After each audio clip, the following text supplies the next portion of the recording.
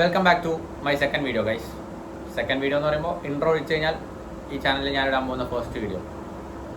So കഴിഞ്ഞ ആഴ്ച formula 1 Monaco grand prix നടക്കായിരുന്നു. അപ്പോൾ ഞാൻ എൻ്റെ ഫ്രണ്ട് ആദർശമായിട്ട് ഇങ്ങനെ റേസിൻ്റെ ലൈവ് അപ്ഡേറ്റ്സ് റേസിൻ്റെ ഇടയ്ക്ക് സംസാരിച്ചുകൊണ്ടിരിക്കാം.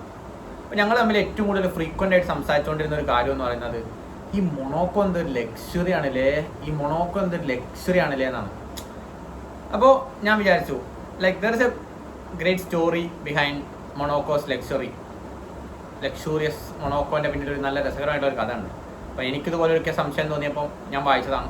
So I thought I would share the story of Monaco. ശരിക്കും പറഞ്ഞാൽ ഒരു മൊണോക്കോൻ്റെ ട്രാൻസിഷൻ അങ്ങനെ വരണം. മൊണോക്കോ എന്ന് എഴുതി കാണിച്ചിട്ടുള്ള അത്രയും വലിയ എഡിറ്റ് ചെയ്യാൻ എനിക്ക് അറിയാത്തതുകൊണ്ടും മടിയായതുകൊണ്ടും നമുക്ക് നേരെ മൊണോക്കോനെ പറ്റി പറയാം. സോ ഈ ഫ്രഞ്ച് ലീഗിൽ AS മൊണോക്കോ കളിക്കുന്നതുകൊണ്ട് തന്നെ ഞാനടക്കമുള്ള പല ആൾക്കാരും പാരീസും മാഴ്സേയും ലിയോണും ഒക്കെ പോലത്തെ ഫ്രാൻസിലെ ഒരു സ്ഥലമാണ് മൊണാക്കോ എന്ന് പലപ്പോഴും തെറ്റിദ്ധരിക്കാറുണ്ട്. പക്ഷേ ശരിക്കും പറഞ്ഞാൽ അതല്ല അവസ്ഥ. മൊണോക്കോ എന്ന് പറയുന്നത് ഒരു സെപ്പറേറ്റ് കൺട്രിയാണ്, ഫ്രാൻസുമായിട്ട് അതിർത്തി പങ്കിടുന്ന ഒരു രാജ്യം. പക്ഷേ ഒരു രാജ്യം എന്ന് പറയുമ്പോൾ വളരെ ചെറിയൊരു രാജ്യമാണ്. അതായത് 2 കിലോമീറ്റർ സ്ക്വയർ ഏരിയ ഉള്ള ഒരു സ്ഥലം. എന്നുവെച്ചാൽ ഡൽഹി എയർപോർട്ടിൻ്റെ 10 ഭാഗം മാത്രമാണ് മൊണോക്കോയുടെ ആകെ വിസ്തീർണം എന്ന് പറയുന്നത്. അതിലാകെ ജനസംഖ്യ എന്ന് പറയുന്നത് 40,000 ആൾക്കാരാണ്. ആൻഡ് ഇതുപോലത്തെ ഒരുപാട് സ്ഥലങ്ങൾ പണ്ട് യൂറോപ്പിൽ ഉണ്ടായിരുന്നു, ഈ മൊണോക്കോ പോലത്തെ കുഞ്ഞു രാജ്യങ്ങൾ. പക്ഷെ അവരെല്ലാം പിന്നീട് വലിയ പവർഫുൾ നാഷൻസിൻ്റെ ഒപ്പം ജോയിൻ ചെയ്ത് പോയി. ജർമ്മനിയുടെ ഒപ്പം പോയ ചില രാജ്യങ്ങളുണ്ട്, ഇറ്റലിയുടെ ഒപ്പം പോയ ചില രാജ്യങ്ങളൊക്കെ ഉണ്ട്. പക്ഷേ മൊണോക്കോ ഫ്രാൻസുമായിട്ട് ഒരു പ്രത്യേക ട്രീറ്റി വെച്ചിട്ട് മൊണോക്കോ ഒരു സെപ്പറേറ്റ് രാജ്യമായിട്ട് എക്സിസ്റ്റ് ചെയ്തു. ആ ഒരു ട്രീറ്റിയിലേക്ക് ഞാൻ ഡീറ്റെയിൽസ് ആയിട്ട് പോകുന്നില്ല. ബട്ട് ആ ഒരു ട്രീറ്റിയുടെ ഭാഗമായിട്ട് ഫ്രാൻസ് പലപ്പോഴും അവർക്ക് മിലിറ്ററി സപ്പോർട്ടുകളും പ്രൊട്ടക്ഷനും എല്ലാം കൊടുക്കാറുണ്ട്. സോ ഫ്രാൻസ് അവർ തമ്മിലൊരു നല്ല റിലേഷൻഷിപ്പാണ്. ഞാൻ ഇത്രയും നേരം സംസാരിച്ചുകൊണ്ടിരുന്നതൊക്കെ മൊണോക്കോയുടെ ഡീറ്റെയിൽസ് ആണല്ലോ. നമ്മൾ തുടങ്ങിയത് മൊണോക്കോയുടെ ഒരു ലക്ഷറീനെ പറ്റിയിട്ടാണ്. സോ എങ്ങനെയാണ് മൊണോക്കോ അത്ര ലക്ഷറിയസ് ആയിരുന്നുള്ളതാണ്. ശരിക്കും പറഞ്ഞാൽ ഈ മൊണോക്കോ 1800-കളിൽ ബാങ്ക്രപ്റ്റ് ആവാൻ പോകുന്നത്, അതായത് കടം കയറി മുടിഞ്ഞു പോകാൻ നിന്നൊരു സ്ഥലമായിരുന്നു. അങ്ങനെ 1863 ഗാർണിയർ എന്നാണെന്ന് തോന്നുന്നു ആ ആർക്കിടെക്റ്റിൻ്റെ പേര്, പുള്ളിക്കാരനോട് പറഞ്ഞിട്ട് അവിടുത്തെ ഡൈനാസ്റ്റി, എന്തായിരുന്നു ഡൈനാസ്റ്റിയുടെ പേര് ഞാൻ മറന്നുപോയി, അതേ ഡൈനാസ്റ്റിയാണ് ഇപ്പോഴും മൊണോക്കോ റൂൾ ചെയ്യുന്നത്. സോ ആ ഡൈനാസ്റ്റി ഗാർണിയർ എന്ന് പറയുന്ന പുള്ളിക്കാരനോട് ആവശ്യപ്പെട്ടിട്ട് ഒരു കാസിനോ, മോണ്ടെക്കാർലോ കാസിനോ എന്ന് പറയുന്ന ഒരു കാസിനോ മൊണോക്കോയിൽ സ്ഥാപിക്കുകയാണ്.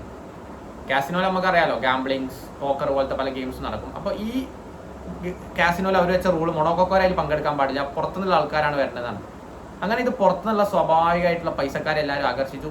ഈ കാസിനോ ഭയങ്കര ഹിറ്റായി. കാസിനോ ഹിറ്റായതോടെ മൊണോക്കോയുടെ ബാങ്ക്രപ്സി ഒക്കെ മാറി മൊണോക്കോ അങ്ങനെ വെൽത്ത് കൂടി വരികയാണ്. അപ്പോൾ ഈ കാസിനോയിൽ കളിക്കാൻ വേണ്ടി ഒരുപാട് വെൽത്തി ആൾക്കാർ, ലൈക്ക് റിച്ച് ആൾക്കാരോട് വരാൻ തുടങ്ങി. അപ്പോൾ 1869 ആയപ്പോൾ മൊണോക്കോയിലെ രാജവംശം എന്ത് ചെയ്തു വെച്ചാൽ അവർ ഈ പേഴ്സണൽ ഇൻകം ടാക്സ് എന്ന് പറയുന്ന സംഭവം എടുത്ത് ഒഴിവാക്കി. അതായത് നിങ്ങൾ ഇൻകം ടാക്സ് അടയ്ക്കണം മൊണോക്കോയിൽ ജീവിക്കുകയാണെങ്കിൽ. അത് ഒഴിവാക്കി കഴിഞ്ഞപ്പോൾ കൂടുതൽ വെൽത്തി ആയിട്ടുള്ള ആൾക്കാർ, ലൈക്ക് ലോകത്തുള്ള എല്ലാ പൈസക്കാരും മൊണോക്കോയിലേക്ക് സ്ഥിരതാമസമാക്കാൻ തുടങ്ങി കാസിനോൻ്റെ പുറമെ.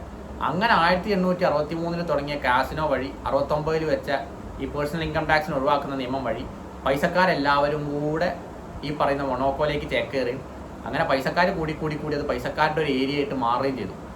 അങ്ങനെയാണ് ഇന്ന് ഈ പറയുന്ന യാച്ചുകളും സ്വിമ്മിംഗ് പൂളുകളും വലിയ കെട്ടിടങ്ങളും ഫോർമുല 1 റേസിങ്ങും അടക്കമുള്ള എക്സ്ട്രീംലി റിച്ച് ആയിട്ടുള്ള അല്ലെങ്കിൽ ലക്ഷൂറിയസ് ആയിട്ടുള്ള ഒരു സെറ്റപ്പ് ആയിട്ടുള്ള ഒരു കൺട്രി ആയിട്ട് ഈ പറയുന്ന മൊണോക്കോ മാറുന്നത്. And Monaco is not a place, it's a country.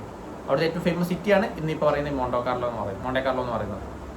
So real എസ്റ്റേറ്റിലും ഒരുപക്ഷെ ലോകത്തിലെ ഏറ്റവും വില കൂടിയ സ്ഥലമുള്ള സ്ഥലങ്ങളിലൊന്നായിരിക്കും ഈ പറയുന്ന Monaco.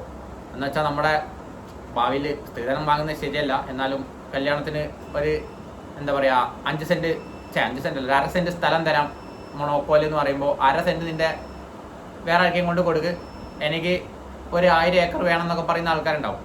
So the thing is just like 1/2 cent മൊണോക്കോയിൽ പക്ഷേ കേരളത്തിലെ 10,000-കണക്കിനോ ലക്ഷക്കണക്കിനോ ഏക്കറുകൾക്ക് സമാനമായിരിക്കും. അത്രയും എക്സ്പെൻസീവ് ആണ് റിയൽ എസ്റ്റേറ്റ് എന്ന് പറയുന്നത് മൊണോക്കോയിൽ. ഇപ്പോൾ പറയുകയാണെങ്കിൽ നമ്മുടെ ഈ പറയുന്ന മാഞ്ചസ്റ്റർ യുണൈറ്റഡിൻ്റെ ഓണറായിട്ടുള്ള ജിം റാറ്റ്ക്ലിഫ്, മെഴ്സിഡസ് AMGയുടെ ഓണറായിട്ട് ഷെയർ കൺട്രോൾ ചെയ്യുന്ന ടോട്ടോ വോൾഫ്, പിന്നെ മാക്സ് വെർസ്റ്റാപ്പൻ, ഇങ്ങനെ ലോകത്തുള്ള ഒരുവിധ എല്ലാ റിച്ച് പീപ്പിളും താമസിക്കുന്ന സ്ഥലം എന്ന് പറയുന്നത് മൊണാക്കോ ആണ്.